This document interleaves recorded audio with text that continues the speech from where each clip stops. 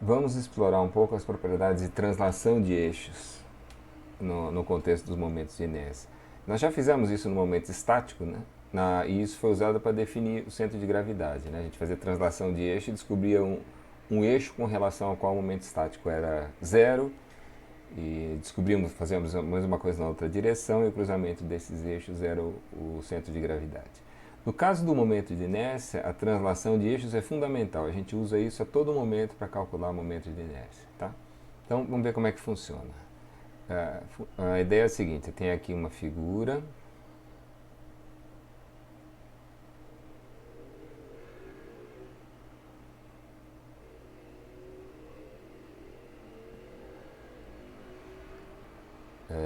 Vamos imaginar que eu conheça os momentos de inércia com relação a esse sistema de eixos aqui.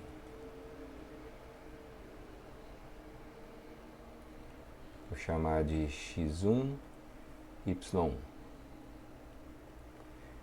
E queira os momentos de inércia com relação a esse outro sistema.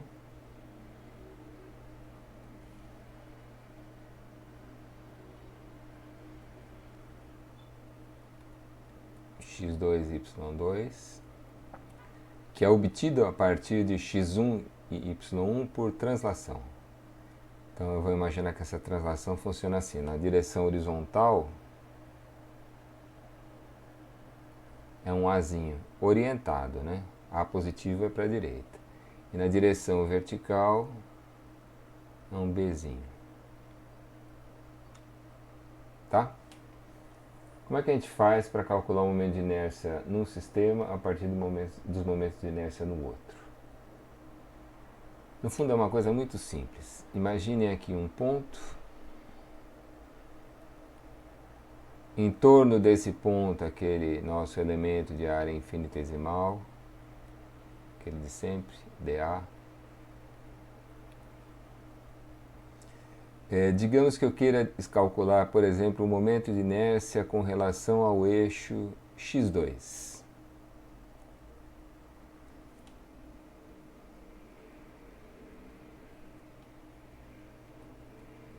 Pela definição, o i com relação ao eixo x2 vai ser a integral na área do y2 ao quadrado. Né? E o que é esse y2? O y2 é isso aqui.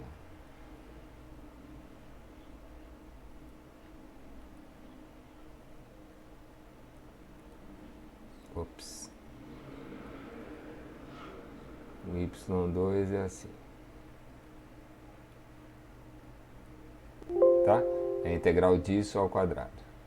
Bom, o y2 eu posso relacionar o y1. O y1 é isso até aqui embaixo. Né? Ou seja, o y2 é igual ao y1 menos b. Né? Então, no lugar do y2 ao quadrado, eu vou escrever y1 menos b ao quadrado. Né? E quando eu abrir essa integral, esse produto, veja o que vai acontecer. Vai ser a integral na área de y1 ao quadrado. Depois, menos duas vezes o primeiro vezes o segundo. O b não varia dentro da área. Né? Então vai ficar menos duas vezes b vezes a integral na área de y1. Tá claro isso para todo mundo? Quer dizer, esse b, ele estava aqui dentro. Pense numa somatória, que a cada elemento de área, a gente multiplica esse elemento de área pela ordenada y1 correspondente e pelo b.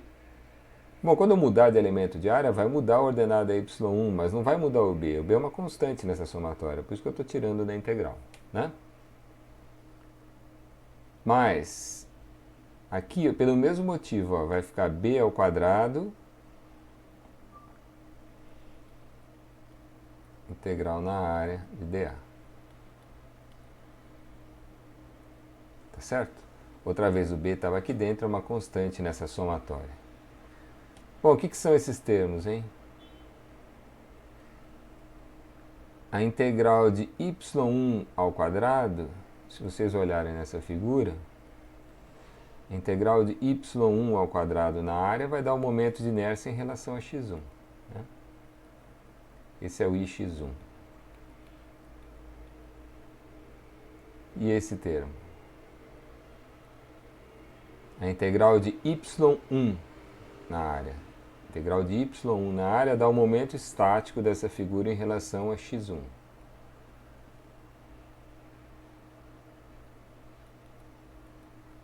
E o que é integral de dA, hein? Esses símbolos às vezes atrapalham a gente. Olha, isso é como uma somatória dos ΔAs, isso aqui é a área da seção. Tá? Então, passando a limpo essa expressão, ela vai ficar assim, o ix2 vai ficar o ix1 menos 2 vezes b vezes o sx1 mais b ao quadrado vezes a área. Tá? Então, se eu tiver os momentos, as propriedades geométricas, né, em relação ao sistema x1 e y1, por translação de eixos eu calculo em relação a um outro sistema sem precisar fazer as integrais outra vez. Essa fórmula aqui nós não vamos usar desse jeito porque ela está muito complicada. Mas vamos só ver o que aconteceria. Como é que seria a fórmula do y2, hein? É análogo, né? É só trocar de papel o x pelo y. Então aqui vai dar o y1. No lugar do b, que é a translação na vertical, vai entrar agora o a, translação na horizontal. Então vai dar menos 2 vezes a vezes o sy1.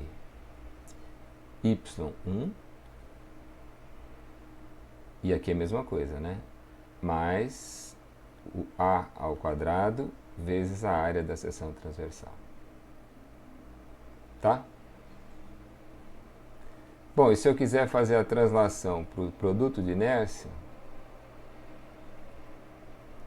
seria o i x2, y2, que é, por definição, a integral na área de x2 vezes y2. É só botar aqui a relação entre x2 e x1 e a relação entre x1 e y1. Né? Ali eu tinha escrito uma, mas esqueci de escrever a outra. O x2 é isso aqui. E o x1 é tudo isso.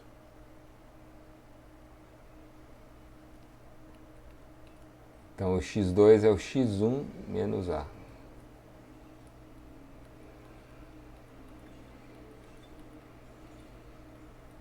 Então, no lugar do x2, vocês coloquem essa relação com x1 e a, e no lugar do y2, essa relação entre y1 e b. E aqui eu não vou... né? Aqui é x1 menos a, aqui é y1 menos b. Se vocês expandirem esse resultado, vai dar isso aqui, ó. Vai dar o i x1 y1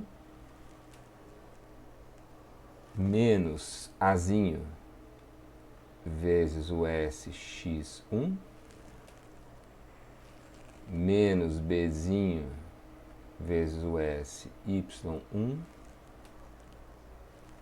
mais azinho vezes bzinho vezes a área da seção transversal. Tá? Então, vejam que essas equações são essas três, né? Essas duas e aquela do outro slide, são relações complicadas e envolvem esses momentos estáticos aqui. Envolvem desnecessariamente pelo seguinte: o caso particular, nós vamos nos apoiar num seguinte caso particular.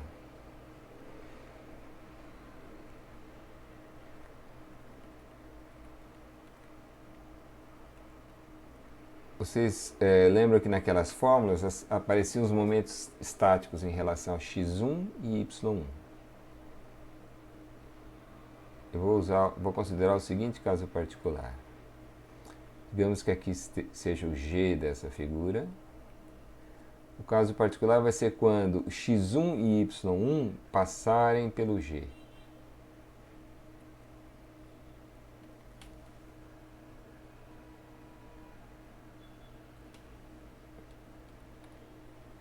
Tá? E aí os eixos x2 e y2 são obtidos por translação.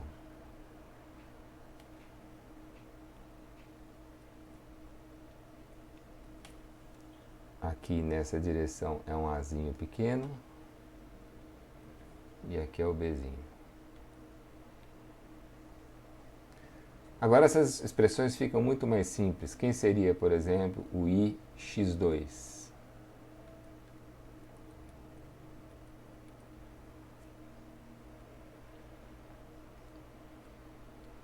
Olha, se o eixo x1 passa pelo centro de gravidade, essa parcela some, né? O momento estático é zero com relação ao eixo passando pelo centro de gravidade. Então, o ix2 vai ficar o ix1 mais b ao quadrado vezes a área.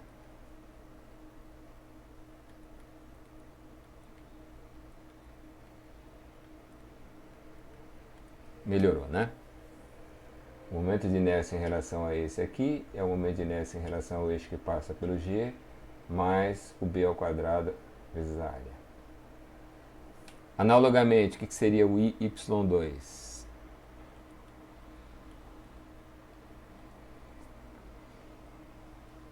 Mesma coisa, né? Se o y1 passa pelo centro de gravidade, some essa parcela. Então o y2 vai ser o y1 mais o a ao quadrado vezes a área.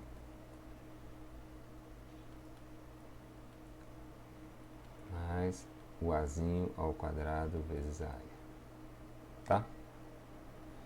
E, finalmente, o ix2 y2 vai ser, somem essas duas parcelas, vai ficar o ix1 y1 mais ab vezes a área.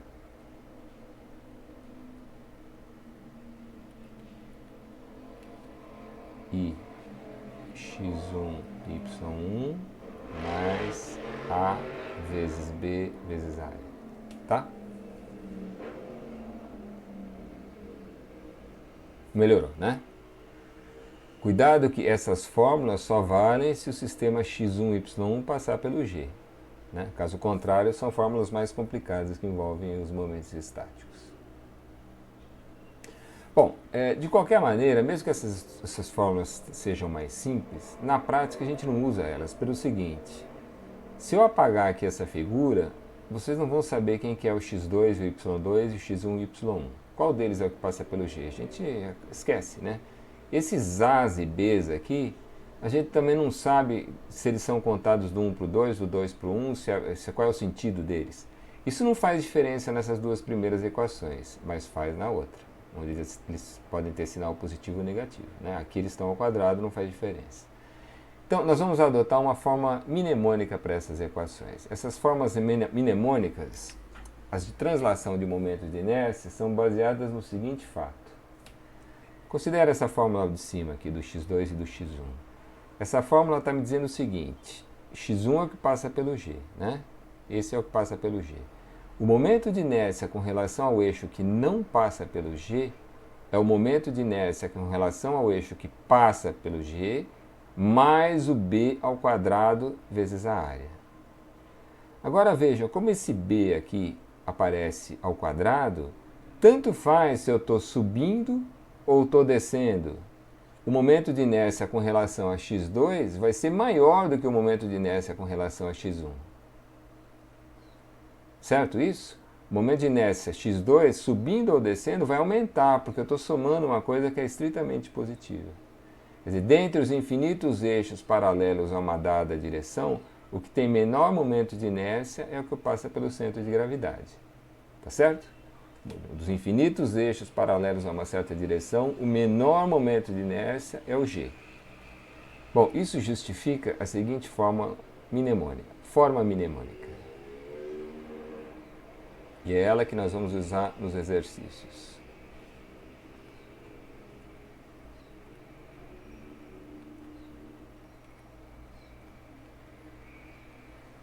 Para os momentos de inércia, eu vou decorar a fórmula assim. O I, vamos chamar de I', é igual ao I mais ou menos a distância ao quadrado vezes a área. Por que esse mais ou menos? É pelo seguinte. Considerem essa fórmula. Às vezes, o que eu tenho é o ix1 e o que eu quero calcular é o ix2. Então, o que eu quero vai ser o que eu tenho mais a distância entre os dois eixos ao quadrado vezes a área. Tá? Mas às vezes é o contrário. Às vezes o que eu tenho é esse aqui, é o ix2. E o que eu quero é esse, é o ix1. Então eu escreveria aqui o ix1 é o x2, é o ix2 menos o b ao quadrado sobre a área que passaria para o outro lado. Então nessa segunda versão da expressão seria assim, o que eu quero é o que eu tenho menos a distância entre eles ao quadrado vezes a área, tá? E veja, eu estou chamando de distância, não mais de ordenada, porque aqui aparece ao quadrado. É de fato a distância entre os dois eixos. Então, nessa forma mnemônica, nós vamos decorar assim, ó. Esse aqui é o que eu quero.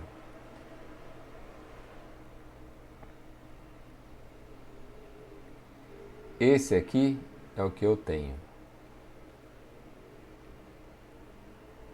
Aqui, esse D é a distância entre os dois eixos, tá? Os sinais. Se eu tenho o que passa pelo G e o que eu quero não passa pelo G, eu somo. Porque o que não passa pelo G é maior do que o que passa pelo G. Esse sinal de mais aqui é quando a gente está saindo do G.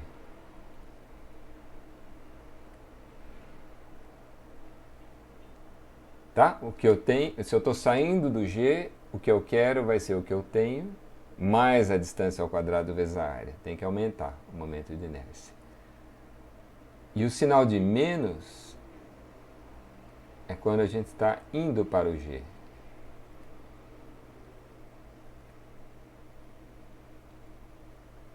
Tá claro?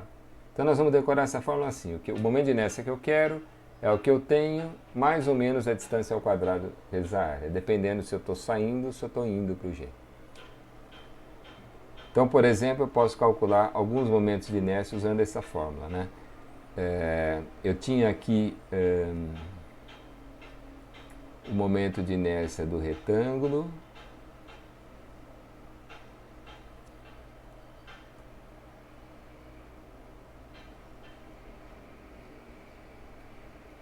com relação ao eixo passando pelo G. Olha, eu vou fazer uma representação aqui que não é muito elegante, mas não tem importância, porque na prática ela funciona bem. Ó. Eu vou indicar assim, o momento de inércia do retângulo em relação a esse eixo era o BH3 sobre 12. Eu digo que não é muito elegante porque eu deveria chamar o eixo de, sei lá, U e dizer que IU igual a isso, mas essa representação acho que está clara para todos. Com relação a esse eixo da BH3 sobre 12. Quanto que dá o momento de inércia com relação a esse aqui?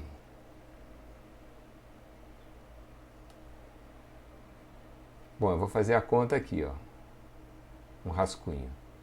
O que eu quero é esse aqui, né? Então ele vai dar o BH3 sobre 12, que é o que eu tenho, que passa pelo G. E se eu estou saindo do G, o momento de inércia vai aumentar. Vou usar o sinal de mais naquela equação. Então é mais a distância entre os dois eixos, que é h sobre 2, ao quadrado, vezes a área do retângulo, que é b vezes h. Tá? Isso aqui vai dar em que? Dá 1/4, que é 3 sobre 12, com 1 sobre 12 dá 4 sobre 12. Isso aqui é BH3 sobre 3. É esse aqui, ó. Momento de inércia do retângulo em relação à base é BH3 sobre 3. Tá? É muito fácil fazer essas translações. Vamos fazer outro.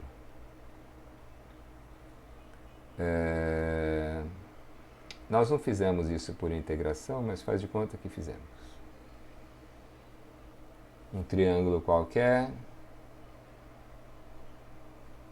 base B, altura H, aqui está o G, e digamos que eu tenha esse aqui, momento de inércia em relação a esse eixo.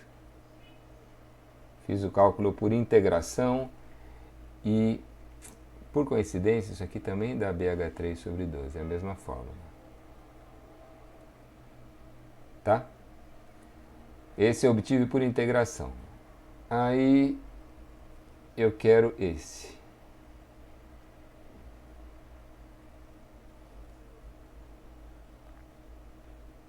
Como é que a gente faz? Bom, para ir daqui para cá, o momento de inércia tem que diminuir. Porque o do G, o que passa pelo G, é sempre o menor. Dos infinitos eixos paralelos a uma dada direção, o menor momento de inércia é o que corresponde ao G. Então, esse momento de inércia aqui vai ficar BH3 sobre 12 menos a distância. Olha, essa distância aqui, da base até o centro de gravidade, é 1/3 da altura, no caso do triângulo, né? A distância ao quadrado vezes a área, que é BH sobre 2. Isso aqui vai dar o quê? Dá 9, dá 18. O mínimo é 36. Fica 3 sobre 36 menos 2 sobre 36, BH3 sobre 36. Mais um item do nosso formulário. Esse momento de inércia aqui é BH3 sobre 36. Tá certo? Outro exemplo. Vamos retomar, tudo isso eu estou fazendo porque eu estou construindo um formulário. Vamos retomar aquele caso do triângulo retângulo.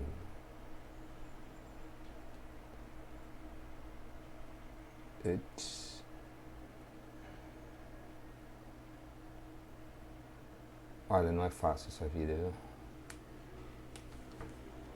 Pior que não adianta virar a mesa. Se a gente virar a mesa digitalizadora, o resultado fica pior. Já tentei isso. Está aqui o triângulo e o retângulo, base B, altura H. O que nós determinamos é esse produto de inércia aqui.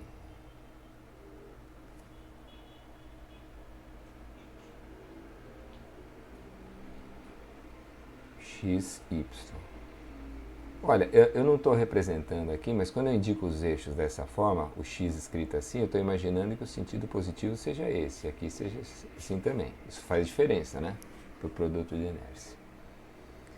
O que nós vimos é que com relação a esse eixo, vamos chamar esses eixos aqui de X' e Y'. Isso foi determinado por integração. E X', Y' dava B2H2 sobre 24. Eu quero agora com relação aos eixos passando pelo G. O G é definido por essa distância que é H sobre 3 e essa outra distância que é B sobre 3. Tá? Então eu quero em relação a esses dois eixos.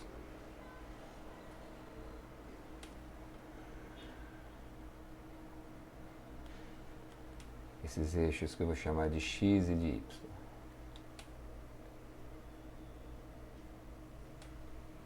Bom, a princípio eu teria que usar aquelas fórmulas, né? Essas aqui. Mas eu não quero usar essas fórmulas. Eu vou criar aqui também uma forma mnemônica para o produto de inércia. A forma mnemônica vai ser assim, ó. Eu vou escrever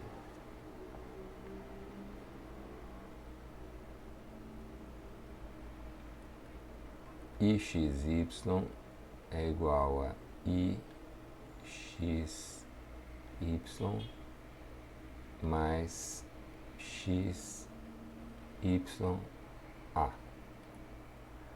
E em tudo que está no segundo membro, eu vou colocar um índice G.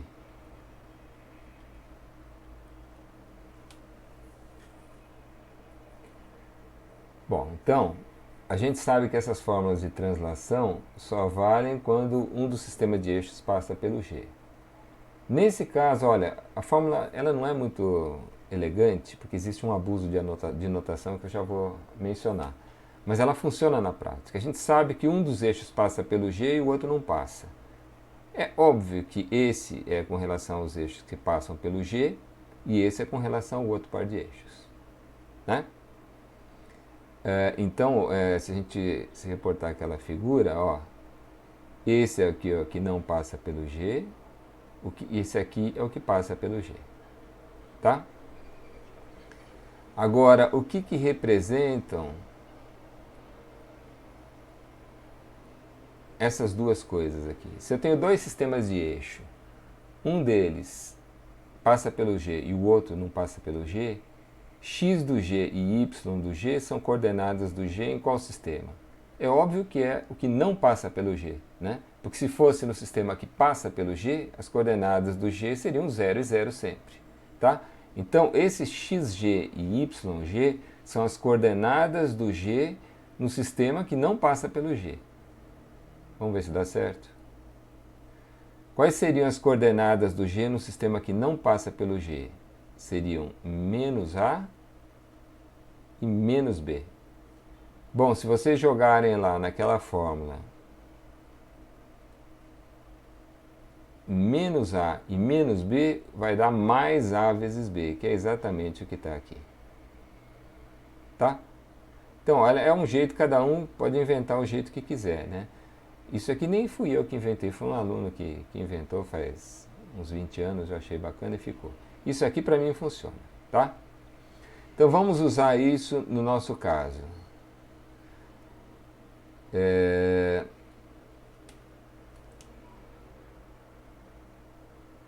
Eu teria que escrever assim, ó, aquela fórmula, né, nesse caso.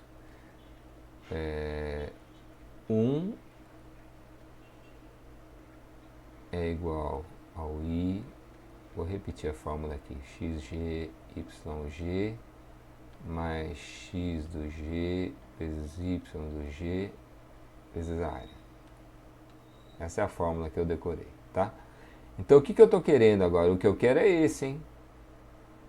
O que passa pelo G é o que eu estou querendo. Tá? Então, para usar essa fórmula nesse caso, eu diria que o que eu estou querendo, que nesse contexto eu vou chamar simplesmente de xy. Olha, não vamos confundir esse xy com esse xy. Isso aqui é uma fórmula, a forma mnemônica, é um rascunho que eu estou fazendo aqui. Tá? O que eu quero é esse, é o que eu tenho, menos o x do G vezes o yg vezes a área, tá? Então o que eu quero é esse aqui, é o que eu tenho, i x', y', menos o x do G vezes o y do G vezes a área, que é BH sobre 2. Tá? Eu espero que eu não apareça aqui em cima dessa fórmula. Eu acho que vou aparecer. Então, vamos lá. O x do G. O x do G é em qual sistema? É claro que não é nesse, né? Senão seriam 0 e 0 as duas coordenadas do G. No outro sistema, o x do G é B sobre 3. Aqui vai entrar B sobre 3. E o y do G, nesse outro sistema, é H sobre 3. Tá? Então, se vocês fizerem essa conta, o que vai dar, hein? Aqui é 1 sobre 24 e aqui vai dar 1 sobre 18. O mínimo é 72. Fica 3 sobre 72 menos 4 sobre 72, menos B2H2 sobre 72. Ops.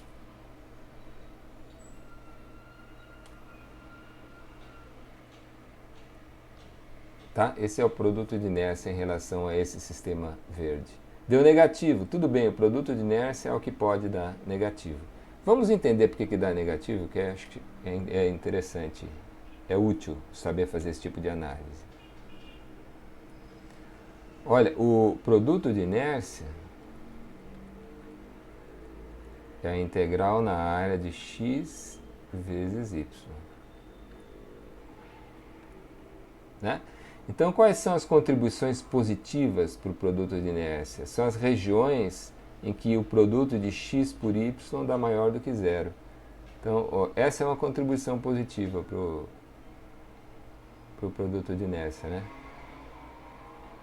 Isso é uma contribuição positiva. As coordenadas x e y são positivas. E essa aqui também é uma contribuição positiva, porque as coordenadas x e y são negativas. As outras são contribuições negativas ao produto de inércia. E aqui acho que dá para a gente acreditar que esse pedaço aqui e esse aqui vão ter contribuições maiores do que esses dois. Então é razoável a gente esperar que o produto de inércia seja negativo. Tá bom? Na sequência, vamos calcular num problema mais complicado e ver o que acontece.